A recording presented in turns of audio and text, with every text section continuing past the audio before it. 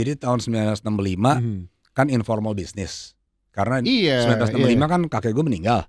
Mobil dinasnya akhirnya dihadiahin sama pemerintah. Dihadiahin sebagai tanda terima kasih lah. Ngojek mobil rental-rental gitu sama ke tetangga-tetangga gitu. Akhirnya muncullah izin taksi tahun 71 dari Gubernur Ali Sadikin. Makanya almarhum nenek gue tuh mau ini jadi bisnis legal. Bluebird itu kan sebenarnya memang dari tahun 80-an udah pakai komputerisasi sebenarnya. Oke. Jadi lo tahu mainframe yang kalau server segede-gede lemari itu. Nah, gue kecil pulang sekolah kan SD, gue jalan kaki ke kantor pertama Bluebird tuh di Menteng, Cokroaminoto. Gue jalan ke situ ya gue lihat itu komputer segede-gede goa itu. Jadi yang lo lihat di taksi Bluebird itu sudah built in house, sudah nggak outsource lagi. Jadi founder kita bilang translasi dari bagaimana membawa kebahagiaan itu adalah how siapapun yang kerja dari kita, apa sih yang paling dipikirin? Ekosistem media kan adalah family. Look, that's why you work. Tapi lo bayangin nggak 2019 itu kita baru mau melihat mulai recovery dari ride hail. Iya. Baru invest ratusan miliar untuk new system. Iya. Itu 2020 collapse. Oke. Itu baru stres tuh. Lebih stres mana sama dulu masuk PL? Ini kisah sang burung biru. Bluebird didirikan oleh Mutiara Siti Fatimah Djoko Sutono, sosok ibu yang berjuang untuk keluarga hingga akhirnya berhasil mendirikan perusahaan transportasi. Ada nilai-nilai yang Bluebird jaga untuk dapat terus berbagi kebahagiaan, peduli, integritas, pelayanan prima, dan pola pikir berkembang. Keempat nilai tersebut menjadikan Bluebird mampu bertahan dari generasi ke generasi. Pengemudinya profesional, sopan, dan selalu membantu. Kalau kita senang banget naik Bluebird karena kita bisa berkontribusi buat lingkungan, sosial, dan banyak lagi. Visi keberlanjutan Bluebird 5030 menargetkan pengurangan emisi dan buangan hingga 50% di tahun 2030. Visi keberlanjutan ini ditopang 3 pilar: Blue Sky, Blue Life, dan Blue Corps. Bluebird akan selalu menjadi teman perjalanan serta menjadikan setiap kilometer berarti. Bluebird, berbagi kebahagiaan untuk membangun negeri.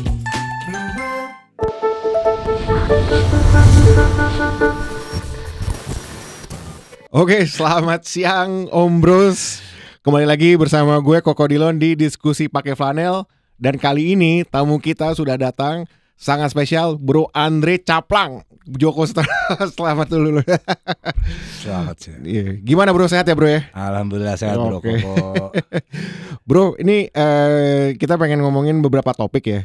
Dan ini menarik karena pertama jelas lo alumni PL, salah satu yang kita banggakan tentunya. Dan lo punya peran juga di perusahaan Bluebird ini sangat signifikan ya, mungkin nanti bisa kita bahas. Tapi mungkin sebelumnya gue pengen lebih mendalami lah. Waktu itu lu ketika di PL atau mungkin sebelum PL gitu ya, lu kalau bisa flashback berapa nih 30 tahun yang lalu gitu. Gimana perjalanan lu ketika mulai daftar ke PL gitu, ekspektasi lu gimana, lalu perjalanan lu selama 3-4 tahun di PL tuh gimana bro? Boleh nggak sharing dikit bro? Gue mesti flashbacknya rada dalam nih kayaknya ya, semua ya. Kayaknya gue sebenarnya karena naturally ke SMP gue kan Tarunita 1. Oh yang itu tendean ya? Tendean. Oke.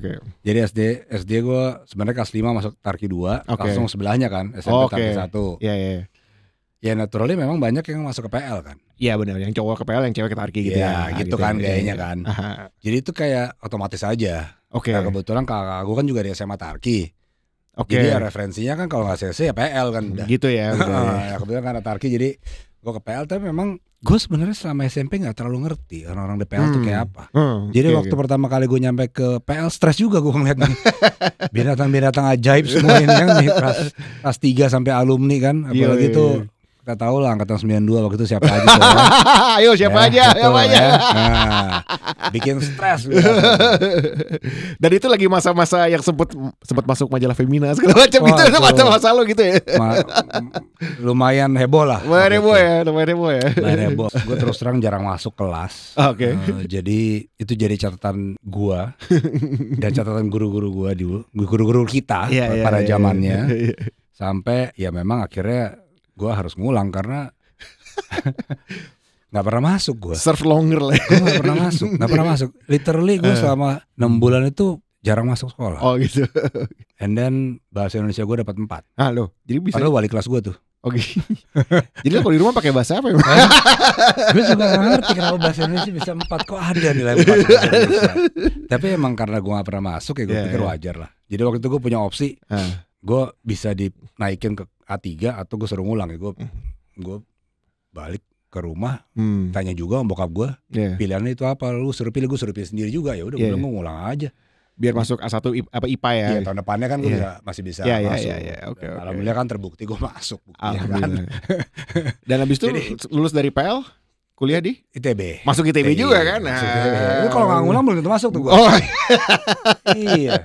Coba gue langsung lanjut, belum tentu masuk. Belum tentu gue belajar lebih bener kan? Iya bener juga. Gue dari situ lanjut. Gitu. Intinya itulah. Tapi menurut gue sih sangat fantastis lah masa-masa di PL. Kita semua ngalamin lah ya. Banyakan sukanya walaupun ada dukanya. Tentu ya. Tapi yang paling pasti keseruan brotherhoodnya sih yang luar biasa.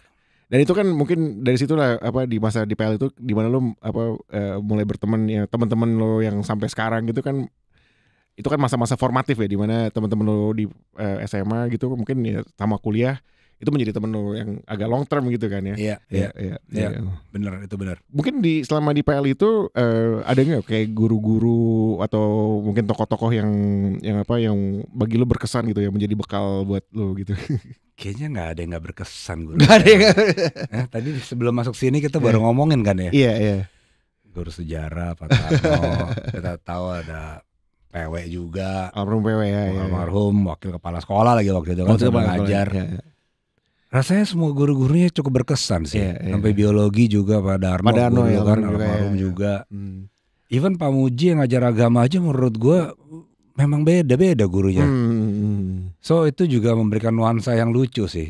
Ini antara ada mata pelajaran kita nggak perlu masuk di kelas kan. Iya. Tapi bisa dapat nilai juga. Dapat nilai juga ya. Gitu gue nggak ngerti caranya kita bisa lulus juga semua pada akhirnya. Tapi belajar memilih apa yang dipelajarin. Iya. Waktu itu lo sempat aktif nggak bisa di apa namanya ekskul atau apa? Atau ini namanya terperangkap gue. Gimana? Karena kita nggak ngerti. Again gue nggak ngerti kan PL sebelum sampai di sana. Jadi tahu-tahu kan ada promosi tuh. Iya promosi ekskul kan. Promosi ekskul ya. Wah ini orang-orang yang menyeramkan ini kok di ekskul ini ya. Mungkin gue gabung aja. Justru gitu mikirnya. Kecebur lah ke GJ. Oh GJ gerak jalan. Tuh ekskul yang sudah dibubarkan. Tapi waktu itu banyak banget loh juara-juara sering ikut lomba, lo juga sempat juara juga ikut lo. Banyak. Malamnya keluar pagi-pagi udah di Senayan. Oh gitu. Iya. Keluarnya sama mereka, pagi-paginya di ospek sama mereka juga. Gitu. Iya, itu pengalaman gua melakukan ekskul tapi tetap ada disiplinnya lah. Lo nge-mix antara what you do off hours sama on hours itu bisa different. Itu gue rasa gue belajar dari situ juga sih salah satunya. Oke. Bayangin malam nongkrong bareng. Besok paginya gue di ospek ya olahraga, GJ dan lain-lain sama mereka juga gitu. Literally like few hours away. Dan itu yang bikin GJ waktu itu pada masanya itu sangat berjaya ya. Banyak juara, banyak koleksi piala ya. Koleksi piala cukup banyak hasil ospek. Mantap. Hasil disiplin jasmani dan rohani dan apapun lah itu yang ada di situ. Oke. Nah terus setelah terus lo masuk ITB gitu, jurusan apa bro waktu itu? Teknik industri ya. Dan itu emang pilihan pertama lo ya? Memang gue cuma milih itu sebenarnya. Oke. Gue sebenarnya lebih berencana keluar negeri sih. Oh gitu? Iya, tapi gue tahu bahwa ITB itu kan bagus ya. Iya. Namanya lah ya. Gue gak mikir yang lain-lain. Waktu itu gue mikir oke, kalau gue di sini gue ya gue daftar itu, kalau nggak gue keluar aja. Keluar negeri maksudnya. Ya udah kebetulan dapat ya. Akhirnya nggak jadi keluar. Kayaknya itu doa orang tua gue yang paling amin ya. Ini kayaknya dia berdoa supaya gue gak keluar negeri. Oke. Nah terus habis di situ lo langsung kerja atau langsung lanjut master sampai kuliah lagi apa gimana? Nah gue lulus ITB, gue sebenarnya langsung masuk di Bluebird. Oke. Jadi tahun 2000 tuh gue masuk di Bluebird. Kebetulan family waktu itu juga sudah decide bahwa walaupun family masuk gak langsung dapat posisi. Jadi harus mulai. Jadi lu tetap mulai dari bawah ya? Tetap mulai lewat program MT namanya, Management Training lah. Kalau sekarang kan MDP namanya. Gue masuk MT, gue lupa angkatan berapa, ke-6 apa ke-7 gue. Ya udah dari situ gue ya belajar dari bawah. setelah setahun kelihatannya bokap tuh ngeliat gue have fun gitu, kerja tuh gue happy ke kantor, gue happy, gue kerja apa segala macem. Jadi dia bilang udah sekolah dulu deh. Akhirnya tahun depannya gue sekolah, gue apply for schools. Tapi karena gue bahasa Inggris gue juga pas-pasan, jadi gue pergi ke Amerika itu cuma untuk ngambil TOEFL sama GMAT terus balik. Oh gitu. Ya, in short adalah this is year 2001. Jadi waktu 9/11 di sana itu gue lagi di situ. Oh ya ampun. Gue lagi di Boston tepatnya. Itu pesawat yang berangkat dari Boston kan yang. Iya. Nah. Waduh. So chaotic happens. Teman-teman kita juga ada yang dulu masuk sekolah-sekolah bagus nggak dapet visa. Akhirnya gue stay dalam US. Nah, gue nggak pulang tuh sampai gue dapet master. Tahun 2002 gue ngambil master. 2003 selesai. Terus bokap nelfon lagi. Lu udah selesai kan? Ini ada program ada project SAP waktu itu kita ERP implement. Ya gue udah suruh pulang. Akhirnya gue masuk ke SAP tim software itu ya buat SAP. enterprise resource planning ya. Akhirnya gue karena gue ngambil MBA tapi jurusannya MIS. Dia bilang exactly that's what we are doing gitu. Jadi gue dimasukin di project IT. Karena kan waktu MT udah lulus kan gue jadi asmen. Nah jadi gue balik gue jadi asmen juga. Masuk di program assistant manager untuk IT, untuk implementasi SAP itu. Udah habis implementasi mulai masuk operations tuh gue pindah balik lagi ke operations jadi kapul lah 7 tahun lah 8 tahun gitu 6 7 tahun jadi kapul pindah-pindah terus baru mulai masuk di head office dari VP ke direktur ke sampai sekarang lah kira-kira gitu. Jadi menarik juga ya maksudnya lo dari di Bluebird itu pertama ketika lu lulus kuliah pun udah punya program MT ya di situ ya manajemen training udah punya ya. Yang mungkin ya nggak tahu ya perusahaan-perusahaan kompetitor waktu itu mungkin nggak tahu punya apa enggak gitu ya. Ya terus abis itu ternyata udah implementasi SAP ya. Yang gua nggak kebayang kalau kompetitor waktu itu juga punya gitu ya. Di Indonesia aja belum terlalu waktu itu banyak apalagi 2003 kan 2003 apalagi ya.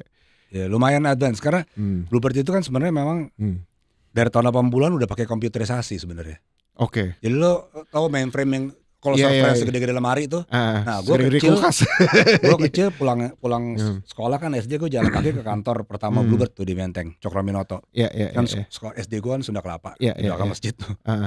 Gue jalan ke situ ya gue lihat itu komputer segede-gede goha itu. Untuk disknya masih yang segede-gede gini nih. Hitam gitu. Slot. Jadi memang adopsi komputerisasinya ya. Itu bahasanya masih komputerisasi. Sekarang udah digitalisasi gitu. Persis. Ya kan? Sebenarnya poinnya sama, cuma teknologinya aja yang udah upgrade. Nah, itu semua udah memang ya foundationsnya untuk adaptasi terhadap teknologi dan komputerisasi, digitalisasi itu udah berkelanjutan lah. Jadi emang dari awal DNA-nya Bluebird tuh adalah teknologi ya sebenarnya ya. Backbone-nya di belakangnya. Backbone-nya ya. Backup. Jadi dulu itu backup-nya, core-nya gitu, tapi bukan core ya sistem-sistemnya udah komputerisasi. Bahkan operations, planning driver, management dan lain-lain itu built in-house. Sistem komputerisasinya. Jadi waktu gue masuk itu termasuk sesuatu yang di-upgrade berdasarkan teknologi baru. Dispatching system dulu kita pakai beli dari luar selalu. Dari Jepang lah, dari Australia lah, dari mana-mana. Diganti-ganti. Itu pun juga teknologi yang beradaptasi terus. Dari pakai radio trunk, terus mulai pakai GPS. Begitu mulai ada mobile phones kan mulai komunikasi dirubah jadi pakai data dan lain-lain kan akhirnya. Bukan pakai voice lagi, dispatchingnya. Jadi itu udah lanjut tuh sampai ya BlackBerry pun kita udah punya apps-nya 2011. Oh gitu ya? Iya. Oke. Nggak jadi gua mungkin telat lahir. Masih muda maksud lo? Telat lahir tuh untuk pahamin bahwa waktu itu kan ya namanya komputer segede kulkas gitu kan ya. Sampai sekarang jadi laptop gitu dan waktu itu kan yang disebut komputerisasi itu yang maksudnya apa? Dulunya mungkin lu masih catat-catat itu manual, ketik-ketik gitu. Itu di Bluebird udah computerized lah gitu ya. Sudah digitalized. Early adoptions lah. Early adopter kita termasuk ya. Early adoptions karena kita benchmark nggak pernah di sini, pasti di luar negeri. Dan misalnya bukan hanya di kalangan perusahaan taksi atau angkutan doang yang terdepan. Bahkan perusahaan lain pun mungkin belum kayak gitu ya di bidang-bidang lain ya. Waktu itu belum sih. Belum ya, belum kan. Early adoption memang. Cukup early adoption selalu. Memang tapi kan teknologi cepet banget ya. Jadi benar. Kalau dulu mungkin pergantian sistem dispatching kita itu setiap 10 tahunan gitu ya. Kan terakhir udah tiba-tiba cepet banget. Iya, oke. Dan sekarang pun teknologi juga lebih memudahkan sehingga kita nyiapinnya platform gitu. Kalau dulu the whole thing mesti diganti, kalau sekarang ya nggak perlu lagi, tinggal di-update software karena kita sekarang udah built in house. Iya. Jadi yang lo lihat di taksi Bluebird itu sudah built in house. Maksudnya built in house gimana, Bro? Merancang hardware-nya dan software-nya sampai codingnya semua sekarang ini udah di jadi nggak beli outsource lagi. Oh gitu. Kita udah desain. Oh, hardware-nya juga produce. Enggak, produksinya bukan kita. Oke. Tapi kita yang ngedesain. Kita mau isinya ini apa segala macam, komponen harus begini segala macam.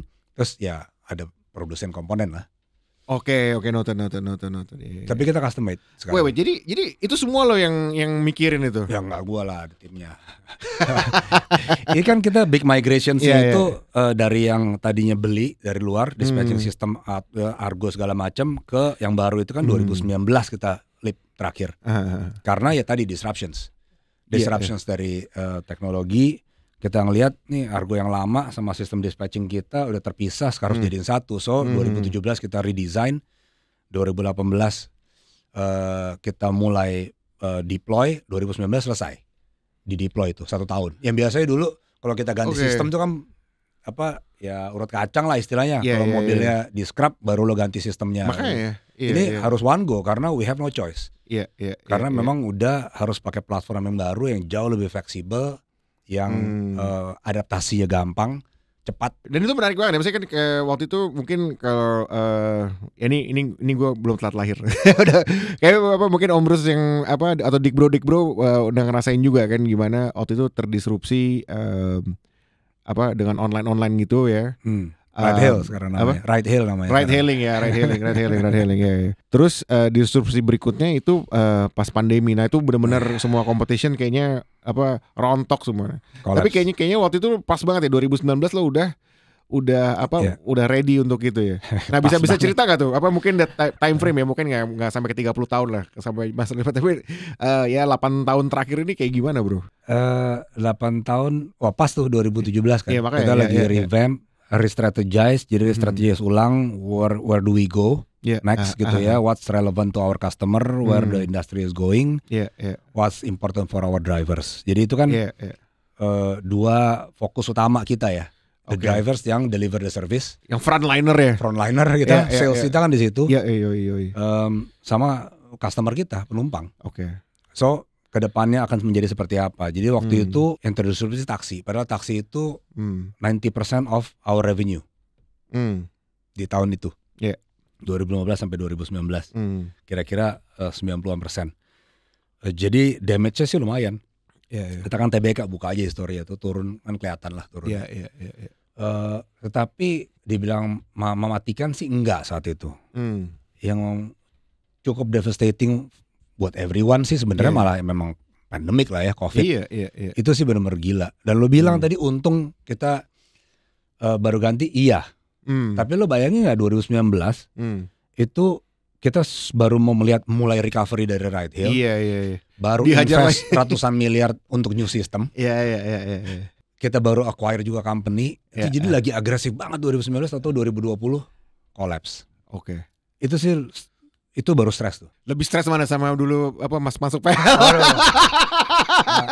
Masuk PL stres karena gue udah jalan keluar ya. Nggak masuk sekolah gue. Gampang kan. Pulang aja lagi. Stres hari ini. Pulang. Jauh sih, gue rasa nggak bisa dibandingin sama apa sih. I think for our generations to be able to pass this COVID sih bakal jadi terus. Gila ya. Jangan sampai repeatable. Berat banget. Oke. Nah tapi besides all that ya, lu kayaknya berarti kan udah menjalani perusahaan ini jatuh bangun, begitu udah baru mau bangkit dihajar lagi. Itu gimana tuh? What does it say about your resilience tuh, Bro? Ini perusahaan juga didirikan atas resilience kan sebenarnya. Almarhumah nenek gua kan yang dirikan bersama almarhum om gua dan bokap gue nih. Oke. Jadi kan sebenarnya generasi 1 sama generasi 2 bareng. Oh gitu ya? Bareng. Oke. Jadi tahun 1965 kan informal business. Karena 1965 kan kakek gue meninggal. Si profesor ini Joko Sutono meninggal. Akhirnya mereka mulai jualan batik, mobil dinasnya akhirnya dihadiahin sama pemerintah. Oh gitu. Dapat 2 tuh ternyata, dapat mobil dinas 2. Dihadiahin sebagai tanda terima kasih lah. Iya. Ya akhirnya itu dipakai sebagai ya ngojek. Ngojek mobil rental gitu sama ke tetangga-tetangga gitu. Akhirnya sambil jualan batik, sambil jualan telur, sambil nyawa-nyawain mobil, akhirnya muncullah izin taksi tahun 71 dari Gubernur Ali Sadikin. Makanya almarhum nenek gue tuh mau ini jadi bisnis legal. Makanya dia ngajuin izin, baru dapat tahun depannya. Mulai deh tuh 1972 Bluebird lahir. Nah, resilience-nya di mana ya? Tadi perjuangan mereka kan dari yang memang untuk berjuang hidup kan ya. Justru gitu ya? Iya. Wow. Jadi itu message yang selalu dibawa. Dan nama Bluebird itu kan kenapa beliau kasih nama Bluebird? Karena waktu beliau kuliah hukum di Belanda, ada dongeng Eropa tentang gadis kecil yang sedang susah hidupnya, menangis terus datang burung biru.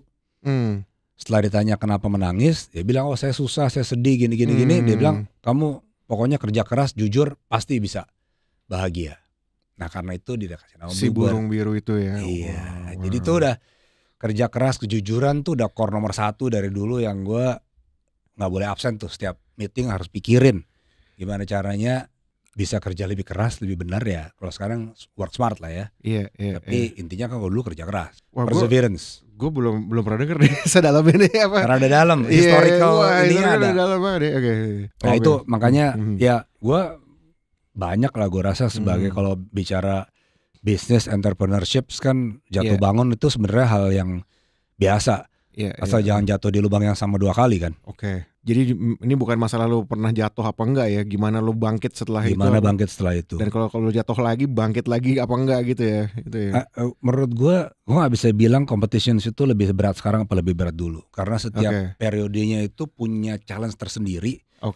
The way kompetitor lo masuk itu juga punya bisnis model yang mungkin berbeda yang mendisrupt lo. Ya kan, mulai dari taksi yang lain dulu kan maunya tarif murah.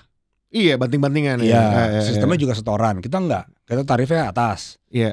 Sistemnya bukan setoran. Itu udah 2 different business models. Tapi kan men-challenge our business model akhirnya kan mereka. Siapa yang akhirnya lebih benar? Itu pun kita pelajarin. Kepemilikan mobil. Itu kan dulu kayaknya heboh banget tuh. Wah, pemilik mobil segalanya gitu kan di taksi yang sebelah. Tapi kan ternyata setelah kita bikin juga, which is kita belajar juga dari kompetitor. So sama itu pun kita juga belajar dari kompetitor. Tadi 2011 gue punya aplikasi BlackBerry pertama di dunia loh. Untuk pesan taksi. Tapi kan gue gak belajar dari siapa-siapa. Akhirnya aplikasinya ya begitu doang. Dan platformnya pun kolaps BlackBerry kan. Jadi itu pelajaran juga, jangan salah pilih platform. Gitu. Soal sistem setoran tadi ya, maksudnya itu kan menarik ya, maksudnya dan itu yang mungkin salah satu yang zaman dulu ya mungkin pertengahan 80-an 90-an gitu ya, gue yang ya nyokap gue selalu bilang pokoknya naik taksi harus yang Bluebird gitu ya, jangan yang lain, takut di apalah, di harga diketok lah segala macam gitu, dan vehicle-nya juga jelas lebih bagus. Dan waktu itu kan yang dikedepankan gimana supirnya tuh well trained ya, drivernya tuh well trained, dan mereka insentif buat kerjanya bagus segala macam gitu ya. Sampai ada program naik haji juga gitu, bikin biar mereka punya sense of belonging yang kuat gitu ya di perusahaan dan seterusnya gitu. Tapi ternyata that's just half of the story ya, half of the story. Jadi founder kita bilang translasi dari bagaimana membawa kebahagiaan itu adalah how siapapun yang kerja dari kita, apa sih yang paling dipikirin? Ekosistem media kan adalah family. Bener dong? Suami istri lo, anak-anak lo, orang tua lo. That's why you work. Nah jadi atas azas itu makanya kita punya program-program Bluebird Peduli, naik haji, punya Kartini Bluebird, jadi pelatihan gratis buat istri-istri pengemudi atau anak-anaknya gitu ya. Terus kita punya beasiswa. Sebelum ada BPJS di Indonesia, kita udah punya BPJS di Bluebird. Namanya JPK 3. Itu gratis tuh, klinik dokter umum sampai dokter spesialis sampai obat-obatnya. Wow. Itu kita udah punya dari tahun 99. Wah ini deep banget kan ini. So this is apa kadang-kadang bilang kan Bluebird ya, kadang-kadang kan gitu kan apa wah lu kan legacy, sorry banget ya ada yang namanya orang sirik ada aja yang ngomong gitu kan. Oh ini kan family business lah gitu. No, this is not only a family business for sure, tapi family oriented business ternyata ya. Dan bukan hanya buat ya ownernya atau apa, tapi juga employee dan kalau lo belum bisa memberi lebih kepada employee, lo jangan sirik dulu lah. Pasti bisa asal mau. Iya. Tapi kan bisa karena resultnya ada profit kan. Kalau nggak ada profit juga nggak bisa. Iya benar. Itu juga yang salah satu founder selalu bilang, profit is a result, it's not the target. Iya, the best tuh ya. Itu result. So do best in the process. So the result will be there. Jadi prosesnya itu selalu mengenai service. Dan yang selalu juga almarhumah tekankan dan bokap gue juga selalu adalah kita kan human. Jadi nggak mungkin no defect. Ya karena itu kita harus berusaha lebih konsisten setiap harinya. Jadi bukan nunggu periodik bulanan, bukan nunggu apa, setiap hari kita harus paranoid enough something wrong dan we have to do it better. Dan emang gitu ya, mungkin bedanya sama yang sebelah yang dulu sebelah sekarang udah rontok sih. Kayak karena ya lu punya core values yang wah ternyata deep banget kan. Deep banget apa philosophical-nya. Terus udah ya lahir dari apa ya, memang dari hardship mungkin ya kalau bisa gue sebut gitu ya. Dan juga apa namanya very human oriented, very family value. Dan lo juga kayak sebagai perusahaan TBK pertama lo you're responsible to your shareholder. Tapi ternyata juga you feel responsible to employee juga ya seperti ini. Iya memang itu udah nggak bisa dipisahin sih. It's part of the ecosystem. Kalau dia bilang ya nggak bisa pilih satu, semuanya harus balance. Oh bukan either or ya? Bukan either or, semuanya harus balance. Lo harus mementingkan semuanya. Iya. Harus ada porsinya. Wah, gila mantap. Itu ya lumayan kompleks. Tapi ya gue beruntung karena itu kan udah ditanaman dari awal sejak berdiri. Jadi gue melanjutkan menjaga konsistensi, mengimprove, beradaptasi dengan yang baru, gitu ya. Apapun itu influence-nya. Kan bukan hanya teknologi, culturally kita juga berubah. Dulu di kantor pada pakai dasi semua. Sekarang sepatu udah pakai cats ke kantor nggak apa-apa. Itu kan salah satu culture lebih casual. Lo nggak berarti bahwa harus pakai dasi kalau jadi manager atau apapun gitu ya. Itu kan juga shifting culture yang kita bisa accept. Tapi the rest of mindset is the same culturally. Kalau pakai flanel boleh nggak bro? Boleh. Gue banyak baju kotak-kotak. Cuma hari ini gue ngambil yang ini aja. Itu ada saksi itu. Oke, paling banyak baju kotak-kotak sama baju warna biru gue. Ya gitu ya. Nggak, dan juga apa ya kayak batik Bluebird ya kayaknya ikonik banget sebagai corporate identity, dan itu semua pakai sama gitu ya. Jadi itu ada ceritanya tuh. Oh gimana?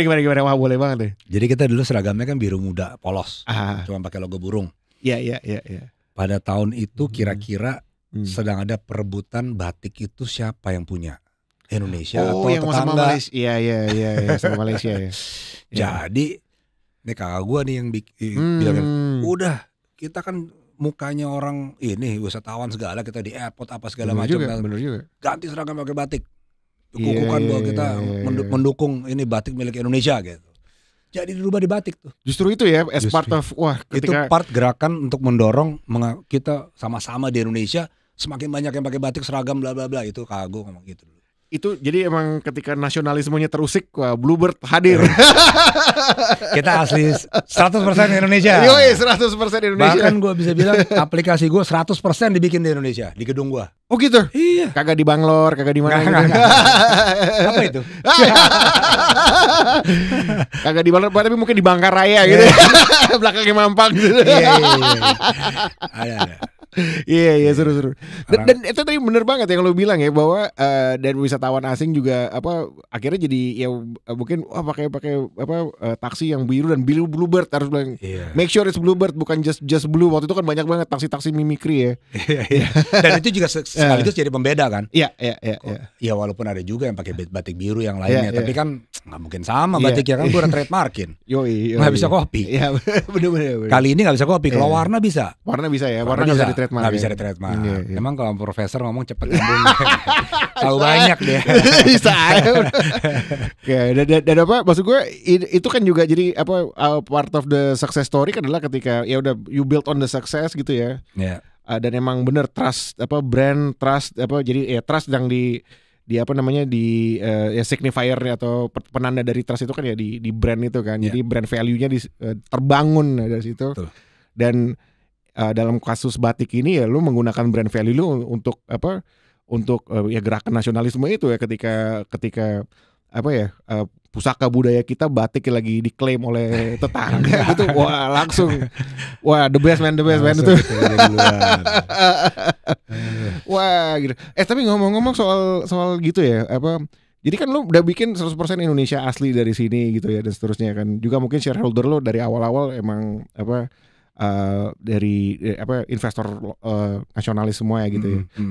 Ada niat gak? Soalnya terus terang apa kadang-kadang gue ya kalau gue lagi di luar negeri gitu gue bisa naik public transport lah karena itu that's my thing lah ya. Tapi kadang-kadang ya harus naik taksi. Dan terus terang kadang-kadang gue kayak di Thailand, di Filipina, gue kangen loh sama taksi Indonesia karena nggak apa gimana? Kadang-kadang apa how do you see that? Apa is that a market for you juga gitu di ASEAN lah, at least regionally lah? Iya. Bukan hanya region Southeast Asia sih. Sebenarnya kalau mau ngeliat market bisa diperluas juga ke daerah-daerah lain, Middle East contohnya. Iya banget. Marketnya gede juga gitu. Tetapi Southeast Asia sendiri aja kita belum masuk, masa ngomongin Middle East gitu kan ya. Iya.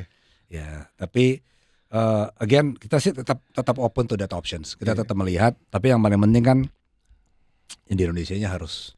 Iya benar. Harus nggak boleh kalah. Dan sorry, mungkin gue agak terlalu jauh ngomongin di Indonesia, tapi there was a time ya bahkan di Bandung aja nggak ada ya Bluebird kan? Nggak ada, waktu gue kuliah nggak ada. Iya benar. Jadi begitu gue habis kuliah master, balik, begitu gue pindah selesai tuh ERP-an itu selesai IT, dari IT manager gue ke manajer operasi, tuh ceritanya tuh, jadi gue double job lah kasarnya. Jadi gue secara manajemen gue di level manager gitu ya operasi terus ke kepala pool tapi gue juga ditugasin tambahan untuk expansion. Oke. Jadi gue disuruh belajar untuk expansion taksi. Iya. Padahal itu dulu Bandung kota pertama yang gue incer. Nah gue ikut banget. Soalnya waktu itu kan ya gue jangan naik taksi lah kalau di Bandung. Tapi taksinya nggak kayak Bluebird ya ngomongnya gitu dulu kan. Ya kan apa itu ya untung waktu itu apa. Ya sampai sekarang gue juga masih naik angkot lah kalau di Bandung kayak masih lucu lah. Masih mendingan naik angkot dulu. Makanya dibanding naik taksi. Makanya gue pertama kali dikasih tugas itu gue bilang kota pertama mana kamu? Bandung gue bilang. Iyalah, iya. Pengalaman gue selama kuliah di sana nggak bisa naik taksi. Iya, ya dan sekarang akhirnya ya apa dulu ya pengalamannya kan kalau kita ngomongin airport jangan ngomongin airport internasional, domestik aja keluar dari airport aduh malas banget nih kalau harus deal sama taksi-taksi yang ngetok harga kan wah. Jadi waktu itu dan bahkan justru kadang-kadang pemerintah daerahnya yang ngundang lo ini ya, lo bukan lo yang apply izin atau gimana? Ada periodenya tuh. Ada periode gitu ya. Jadi gue waktu yang awal Bandung segala macam tuh susah banget. Gue ngadepin mau dapat izin tuh gue bisa bolak-balik Jakarta Bandung bisa nggak dapat apa-apa tangan kosong. Iya. Akhirnya kan pemerintahan juga berubah tuh. Iya benar. Nggak salah zaman Pak SBY mulai masuk ya. 2008 2009 ya. Itu pemerintah daerah juga berubah tuh. Mereka berlomba-lomba merubah image kotanya. Jadi kita mulai diundangin tuh malah ke Sulawesi Utara. Padahal dulu gubernurnya itu anaknya dia usahanya taksi. Jadi gue dipanggil. Terus gue bilang, iya Pak, tapi ini nggak apa-apa. Dia suruh kompetisi aja kan dia. Anak saya kan, iya suruh kompetisi aja, nggak apa-apa kok sehat. Oh gitu. Iya, gue bilang wah ini gubernur luar biasa nih. Iya. Selama periode ini salah satu yang menurut gue sangat menonjol. Progresif ya. Sangat menonjol. Bayangin anaknya dia saat dia gubernur disuruh kompetisi sama lu. Taksi, suruh kompetisi sama gua. Iya. Tapi anaknya juga fair. Ya, nggak apa-apa masuk aja lihat. Kalau kamu mulai saya nggak bisa compete ya, saya ganti yang lain. So it's very like gue cukup surprise di area itu sangat berubah banyak. Jadi kita banyak diundang masuk ke sini, masuk ke situ. Akhirnya makanya kita sampai ke 2015 itu kan terakhir ada 18 kota ya. Oke. Ya dan sekarang hampir di semua airport jadi nggak pusing lah ya mau gimana. Hampir. Gimana itu belum semua. Ya hampir semua. Belum ya, semua ya, lancar. Ya. Mudah-mudahan lebih lancar. Iya. Dan itu kerasa banget ketika lu keluar ya kayak kecuali Singapura kali ya. Misalnya kalau kayak Malaysia aja kayak aduh. Malaysia. Kayak gini banget sih apa. Singapura lebih korporasi soalnya. Iya. Yang handle. Iya. Ya, experience kayak gitu kan, lu pikir negara-negara lain tuh kayak apa lebih advance, tapi taksinya enggak men. ASEAN ya. Ya globally taksi industri yang ada standar minimalnya lah ya. Itu pasti yang regulasinya by korporasi runningnya, bukan by individual. Iya. Dan itu kuncinya ya, apa harus emang kalau individual kan jadi kayak zaman dulu itu ya, zaman jahiliyah itu ya. Formal semua. Ya, Malaysia itu kan individual. Makanya. Iya. Wah, iya. Jadi memang harus ke korporasi. Oke. Sistemnya. Jadi gimana? Bluebird ngelihat itu sebagai peluang apa gimana? Masih ada peluang, there's still room to grow. Di Indonesia sendiri juga kita masih room to grow. Again tadi gue sempat sentuh. Bluebird selalu diomongin taksi kan. Ya memang dulu kita 90% revenue taksi. Oke. Ya waktu didisrupsi itu re-strategize, bukan hanya teknologinya, bukan apa directions, platform dan lain-lain yang kita harus adopt. Iya. What's the business directions? Kita melihat bahwa our know-how itu bukan hanya taksi, walaupun 90% taksi. Karena tadi tahun 65 aja kan udah rental car. Iya. Sebenarnya. Tahun 80-an udah punya bus. Oke. Nah tapi ya karena growth-nya paling kencang itu selama sampai dengan 2015-an jadi 90% taksi. Tapi sekarang taksinya 70%. Oke. Proportion revenue. Walaupun masih growing. Iya. Ya setelah recovery ya. Iya, setelah recovery. Setelah Covid. Tapi yang non taksinya lebih cepat grownya. Oh ya, seperti apa kalau boleh tahu? Rental car, bus. Kan gue acquire tadi 2019 kita acquire City Trans. City Trans ya. Oh si Andrew. Iya. So kita acquire itu Covid 2020, 2021 masih diam-diam anyam, habis itu baru ngebut. Oke. Bus yang lain juga. Kita juga mulai masuk BRT kan? Iya. IKN. Tapi bukan hanya IKN. Bukan hanya Nusantara. Di Medan kita yang operate. Di Padang kita punya unit juga, di Bandung punya unit juga, Jakarta juga udah. Jadi udah 5 kota tuh termasuk IKN. Oke. Dan itu udah apa elektrifikasi juga ya? Yang di Medan udah full electric bus. Ya. Oke. Di IKN juga full electric bus. Iya benar, karena requirement-nya dari karena sana. Requirement. Iya. Tapi kan kita mulainya dari mobil taksi duluan, taksi listrik. 2019 juga itu. Tesla ya waktu itu ya, Tesla yang ini ya, Tesla Batman ya. Tesla yang gue beli gara-gara pintunya begitu sih kalau nggak. Kalau nggak malas ya. Buktinya semua orang masih ngomongin kan yang masih ingat tahun itu. Masih ingat. Tapi kita lebih belajar ke regular taksinya sih. Waktu itu juga leap of faith bahwa ya harus belajar sekarang supaya in the future kalau tiba-tiba meledak kita udah siap. Tapi bisa gini kan, lu kan sebenarnya kan oke lah, tetap taksi ya atau tetap transportasi ya, banyak service lainnya atau apa bisnis lainnya gitu. Tapi kan core lo itu ada gimana pun juga, ya mungkin human resource managementnya proven gitu ya. Terus juga ternyata menggunakan IT sebagai backbone gitu ya. Dan ya apalagi sekarang bikin apa namanya hardware dan software buat dispatch dan segala macam gitu. Itu kan sebenarnya licensable kan? Lu bisa nge-license ke... Bisa.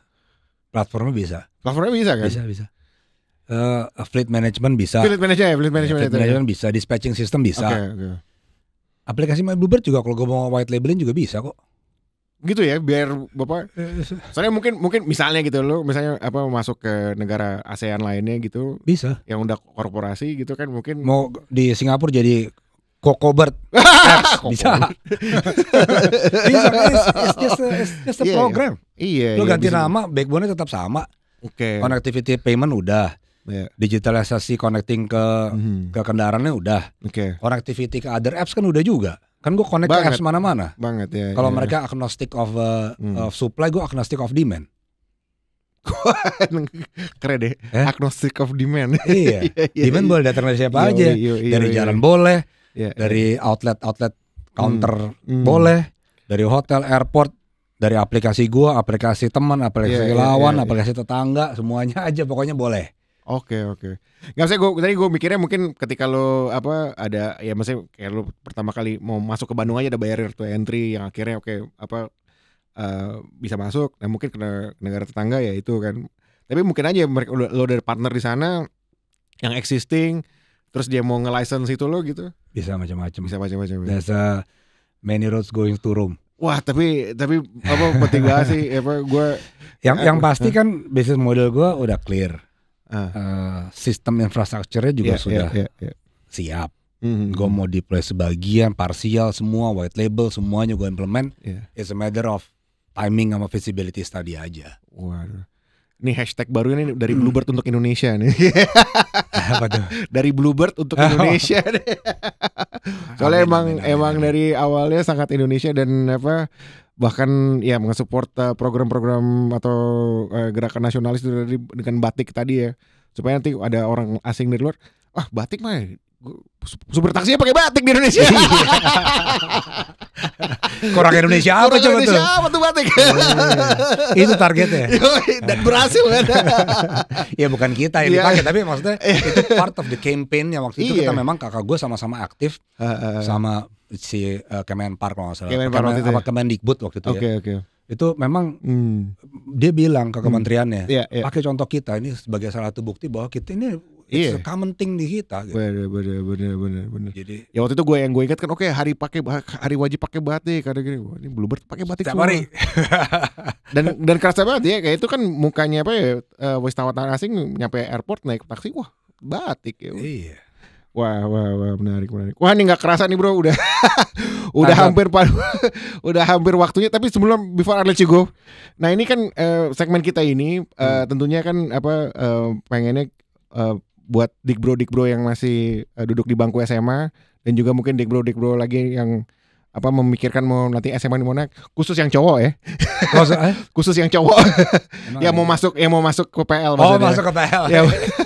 Jadi kalau misalnya bingung nih mau masuk SMA mana, nah lo ada pesan-pesan nggak buat mereka, baik yang masih di SMA maupun yang lagi mikir mau masuk SMA mana nih? Masuk SMA mana ya? Gue sih rada ngikutin juga sih perkembangan PL. Menurut gue sih progresifnya udah positif lagi ya. Iya. Jadi ini gue cukup salut juga sama alumni, guru-guru, yayasan, siswa-siswanya juga yang mau bangun nih abis jatuh. Iya betul. Udah jatuh kita harus akuin dong, kita sampai jatuh. Benar. Ya kan? Iya. Bahkan alumni kita aja nggak mau masukin anaknya. Nah sekarang balik lagi, boleh masukin. Jadi menurut gue, again, I think sekolah PL tuh unik sih. Oke. Yuk kalau bisa nggak miss the period, golden high school period, ya masuk aja. Wah luar biasa nih, Bro Andre, thank you banget atas sharingnya dan juga atas semangatnya, luar biasa banget. Semoga Dikbro dan juga Om-bro lainnya dapat sesuatu yang gue dapatkan ini, banyak banget learning baik dari Bluebird dari berbagai angle ya, dan tentunya juga semangat nasionalisme yang nggak pernah padam di Bluebird. Om Bro tadi sudah disebut mengenai kontribusi alumni, jangan lupa kita akan lustrum pada tanggal 15 November ya. Kalau mau info lebih lanjut hubungi IKPL atau PIC angkatan masing-masing. Iya. Oke. Ketua angkatannya dipekerjakan. Oke, Bro Andre, thank you banget atas waktunya. Kita sampai ketemu lagi di diskusi pakai flanel berikutnya. Thank you. Siva sudah jadi mahasiswa ya. Selamat ya, Fa. Bapak cuma mau Iva memahami kalau di setiap kilometer yang Bapak tempuh, Bapak selalu mengantar Iva mengejar impian. Bluebird lebih dari sekedar perpindahan dan perjalanan. Ini tentang memberikan kenyamanan dan jadi yang diandalkan. Bluebird Group, berbagi kebahagiaan untuk membangun negeri. Sekolah Sumber Ilmu, sekolah